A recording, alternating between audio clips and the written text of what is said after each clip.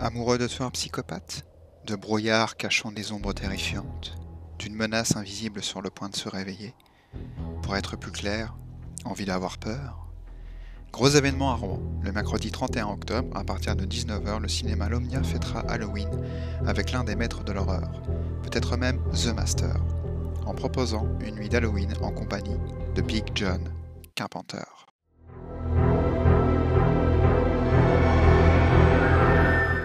Pour les deux du fond qui ne connaîtraient pas, John Carpenter est un réalisateur, scénariste, compositeur et musicien américain à qui l'on doit des films qui sont entrés dans la légende du cinéma fantastique et d'horreur. Thug Life. On lui doit entre autres le terrifiant The Thing, le cultissime Escape from New York et sa suite Escape from LA, qu'il ne faut pas oublier, l'une des meilleures adaptations d'un roman de Stephen King, Christine, et le jouissif et culte Big Trouble in Little China, qui est sorti dans une très belle édition Blu-ray, je vous la conseille, elle est belle. Pour cette soirée d'Halloween, le cinéma Omnia vous propose de découvrir ou de redécouvrir 3 chefs-d'œuvre du maître Carpenter. Tout ça en version originale sous-titrée et dans des superbes versions restaurées. La classe quoi. Thug Life. Réalisé en 1980 avec Adrienne Barbeau, à ne pas confondre avec la femme de Rocky Balboa, qui était l'épouse de John Carpenter à l'époque. Avec également Jamie Lee Curtis et la maman de Jamie Lee Curtis, Janet Leigh, qui est la grande victime de Norman Bates dans le film Psychose. «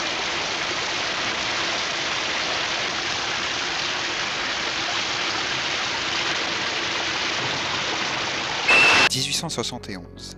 Un navire fait naufrage au large de l'île d'Antonio Bay. L'équipage disparaît avec le bateau. Il ne s'agit pas d'un accident, mais les 4 coupables voient leur effroyable crime dissimulé par une étrange brume. Un siècle plus tard, le passé refait surface et un mystérieux brouillard envahit de nouveau l'île. Thug s'inspire un tout petit peu du film de science-fiction de 1958, The Trollerberg Terror, dans lequel des monstres surgissent des nuages. Le film a une ambiance particulière, stressante et angoissante. La musique signée par Carpenter lui-même accentue encore plus l'ambiance du film. La prochaine fois que vous verrez un brouillard, soyez vigilants, on ne sait pas ce qui se cache derrière.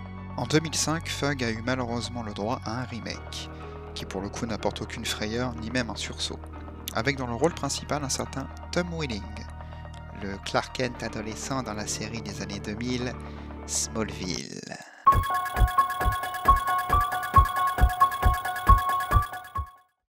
Sorti en 1978, juste avant Thug, Halloween, la nuit des masques est un film que l'on ne présente plus.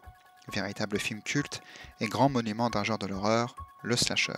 Ces films où un tueur psychopathe s'attaque à des adolescents, la plupart du temps avec des armes blanches et pointues. Avec Jamie Lee Curtis, qui grâce à ce film commencera une carrière plutôt sympathique et qui rentrera dans la catégorie des Scream Queens par excellence. Et Donald Pleasence, que l'on a pu voir dans des classiques comme La Grande Évasion, On ne vit que 2 fois, 5e opus de la saga James Bond, le premier long métrage de George Lucas, créateur de Star Wars, THX 1138, et dans le film italien Attention on va se fâcher, avec le duo Terence Hill et Bud Spencer. Dans ce film, Donald Pleasence dit pampan-cucu avec une carotte à la main. La nuit d'Halloween 1963. Le jeune Michael Myers, et pas Michel dans la version française, se précipite dans la chambre de sa sœur aînée et la poignarde sauvagement. Après son geste, Michael se mure dans le silence et est interné dans un asile psychiatrique. 15 ans plus tard, il s'échappe de l'hôpital et retourne sur les lieux de son crime. Il s'en prend alors aux adolescents de la ville. Halloween, la nuit des masques, n'a pas inventé le slasher movie, mais en est le digne représentant et a donné la voix à des films comme Vendredi 13 ou Les Griffes de la nuit.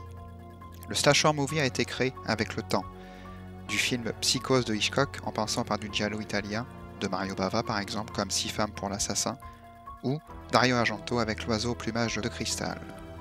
Pour finir par Black Christmas, qui a été le premier point culminant de la construction du slasher movie, la construction de son contour. Et c'est Carpenter qui a instauré la méthode et la définition du slasher movie. Halloween, la nuit des masques est un film malsain, stressant par son ambiance où l'ombre du Shape, de Michael Myers, plane tout au long du film, le mal absolu que l'on ne peut arrêter. Le nom du personnage joué par Donald Pleasence, le docteur Samuel Loomis, est un clin d'œil au film Psychose d'Hitchcock, où l'un des personnages porte ce nom. D'ailleurs, au départ, le rôle du docteur Loomis a été proposé à Dracula lui-même, ou devrais-je dire Saruman. le grand Christopher Lee. Mais celui-ci refusa et regrettera. Bien sûr, Halloween est devenu une saga, avec une suite réussie, Halloween 2, un film qui n'a rien à voir avec Michael Myers, mais à découvrir, Halloween 3, des suites sympathiques, Halloween 4 et Halloween 20 ans après, et des films bizarres. Pourquoi ils existent Pourquoi Il a eu le droit également à un remake sorti en 2007 réalisé par Rob Zombie. Un remake crasseux qui se concentre sur la psychologie de Michael Myers, de son enfance jusqu'au drame d'Halloween. Une vision à voir, par contre la suite est une autre histoire. Pour fêter les 40 ans du premier Halloween, un nouveau film intitulé simplement Halloween sort en octobre 2018, avec le grand retour de Jamie Lee Curtis. Le film efface toutes les suites et est la suite directe, ou plutôt la suite 40 ans après, du premier film. Réalisé par David Gordon Green, coproduit par John Carpenter, qui signe également la musique du film avec son fils Kobe.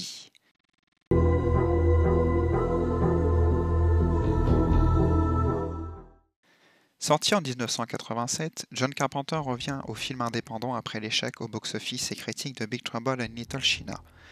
Il revient donc à l'essentiel et marque à nouveau son empreinte dans le cinéma fantastique et d'horreur. Un prêtre, des étudiants et quelques scientifiques entreprennent de mettre à jour le secret contenu dans un mystérieux coffret gardé depuis des siècles par une secte religieuse.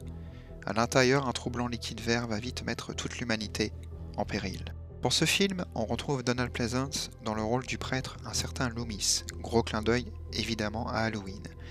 Le film est peut-être le plus terrifiant, le plus pessimiste de Carpenter. Toute l'atmosphère et l'ambiance du film fait peur. Carpenter montre qu'il n'a pas besoin d'effets gore ou de jumpscare pour instaurer une ambiance malsaine, inconfortable et de terreur. Carpenter nous dévoile l'apocalypse de l'humanité. Ne touchez pas à un miroir, peut-être que les ténèbres se trouvent de l'autre côté. Le film fait partie de la trilogie de l'Apocalypse. Cette trilogie est composée de The Thing, Prince des Ténèbres donc, et L'Antre de la Folie, autre film de Carpenter qu'il faut absolument découvrir. Le chanteur Alice Cooper apparaît dans le film dans le rôle d'un SDF, qui... vous verrez.